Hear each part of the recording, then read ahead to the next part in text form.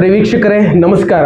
ವೀಕ್ಷಕರೇ, ವೃಷಭ ರಾಶಿಯ ಮೇ ತಿಂಗಳಿನ ಮಾಸ ಭವಿಷ್ಯದ ಬಗ್ಗೆ ತಿಳಿಸ್ಕೊಡ್ತಾ ಇದ್ದೇನೆ. ವೃಷಭ ರಾಶಿಯ ಮೇ ತಿಂಗಳಿನ ಶುಭ ಫಲಗಳೇನು ಮತ್ತು ಅಶುಭ ಫಲಗಳೇನು, ಯಾವ ಕೆಲಸಗಳನ್ನು ಮಾಡಿದ್ರೆ ಇವರಿಗೆ ಅದೃಷ್ಟಗಳು ಸಿಗ್ತದೆ ಅನ್ನೋದನ್ನ ಈ ಒಂದು ವಿಡಿಯೋದಲ್ಲಿ ತಿಳಿಸ್ಕೊಡ್ತಾ ಇದ್ದೇನೆ.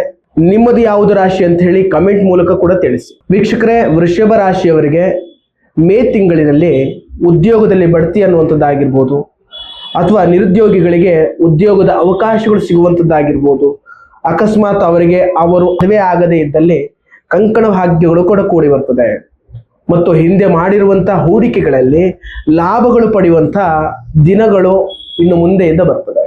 ಮೇ 15ನೇ ತಾರೀಕು ಆದ ನಂತರ ಅವರಿಗೆ ಒಳ್ಳೆಯ ಉದ್ಯೋಗ ಅವಕಾಶಗಳು ಸಿಕ್ಕಿ ಮೇಲಧಿಕಾರಿಗಳಿಂದ ಗೌರವ ಮಾನ್ಯತೆಗೂ ಕೂಡ ವೃಷಭ ರಾಶಿಯ ಜನರಿಗೂ ಬರ್ತದೆ. ಮತ್ತು ಇವರ ದುರಾದೃಷ್ಟಗಳೇನು ಅಂತ ಹೇಳಿದ್ರೆ, ಇವರು ಮಾಡುವಂಥ ಸಣ್ಣ ತಪ್ಪಿನಿಂದ ದೊಡ್ಡದಾದಂಥ ಶಿಕ್ಷೆ ಆಗಿರ್ಬೋದು, ದೊಡ್ಡದಾದಂಥ ಅನಾಹುತಗಳು ವೃಷಭ ರಾಶಿಯವರ ಜೀವನದಲ್ಲಿ ಇನ್ನು ಮೇ ತಿಂಗಳಲ್ಲಿ ಆಗಿರ್ಬೋದು, ಮುಂದಿನ ತಿಂಗಳಲ್ಲಿ ನಡೀತದೆ. ಮತ್ತು ವೃಷಭ ರಾಶಿಯವರಿಗೆ ಏನೇ ಮಾಡೋದಕ್ಕೆ ಹೋದ್ರೂ ಕೂಡ ಸ್ವಲ್ಪ ಸೋಲು ಅನ್ನುವಂಥದ್ದು ಜಾಸ್ತಿ ಆಗ್ತದೆ. ಅವರಲ್ಲಿರುವಂಥ ಒಂದು ಉತ್ತೇಜನ ಆಗಿರ್ಬೋದು, ಮಾಡುವಂಥ ಕೆಲಸಗಳಲ್ಲಿ ಯಾವ ಅಗ್ರೆಸಿವ್ ಹೋಗ್ತಾರೆ, ಸ್ವಲ್ಪ ಎಡವಿದ್ರೂ ಕೂಡ ಸಮಸ್ಯೆಗಳು ಕಟ್ಟಿಟ್ಟ ಬುತ್ತಿ ಆಗಿರ್ತದೆ. ಹಾಗಾಗಿ ಮಾಡುವಂಥ ಕೆಲಸ ಆಗಿರ್ಬೋದು, ತಗೊಳ್ಳುವಂಥ ನಿರ್ಧಾರಗಳಾಗಿರ್ಬೋದು, ಅದನ್ನ ಕೂಲಂಕುಷವಾಗಿ ತೆಗೆದು ಅವರು ನಿರ್ಧಾರಗಳನ್ನು ಮಾಡಿ ಆ ಒಂದು ಸಮಯವನ್ನು ಸಾಧಿಸಬೇಕಾಗ್ತದೆ. ಮತ್ತು ವೃಷಭ ರಾಶಿಯವರಿಗೆ ದುರ್ಗಾದೇವಿಯ ಅನುಗ್ರಹವಿತ್ತು.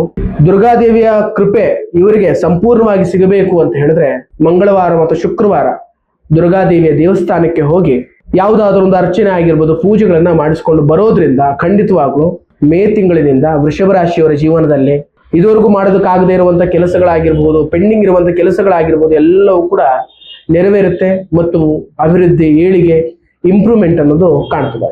ಹಾಗಾದ್ರೆ ವೀಕ್ಷಕರೇ, ಈ ಒಂದು ವಿಡಿಯೋ ಇಷ್ಟವಾದಲ್ಲಿ ಲೈಕ್ ಕೊಟ್ಟು ನನ್ನ ಚಾನಲ್ ಅನ್ನು ಸಬ್ಸ್ಕ್ರೈಬ್ ಮಾಡಿ. ನಮಸ್ಕಾರ.